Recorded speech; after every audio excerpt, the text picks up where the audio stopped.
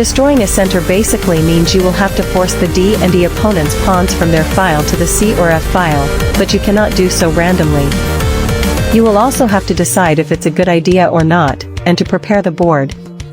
Let's see this together. Will it isolate one of your pawn? Don't destroy the center, because an isolated pawn is the most difficult thing to protect. You will have to defend it with a piece that could have been attacking, and it's really easy to lose it. Have you more knights than your opponent? Don't destroy the center. Knights are better in closed positions, so there is no reason to open it. Is the pawn you want to kick on the side where you want to castle? If it's the E pawn, just castle and you are fine.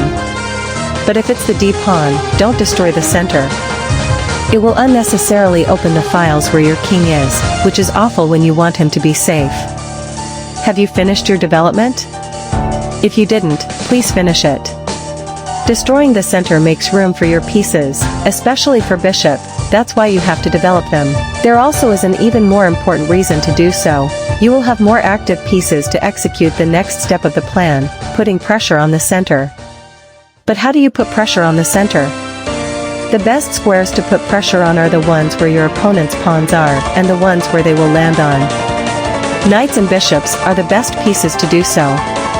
The most efficient way to use your knights is to put them on the second row.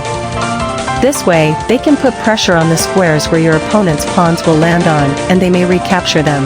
But what about the bishops? You can let them on their starting square to control the square where your opponent's pawns will land on, but the most efficient way to put pressure on the center is to develop them in fianchetto to control the square your opponent's pawn is currently on. And, by now, you are ready to destroy the center. Let's look at this example. Here, we want the D pawn to move to the C file.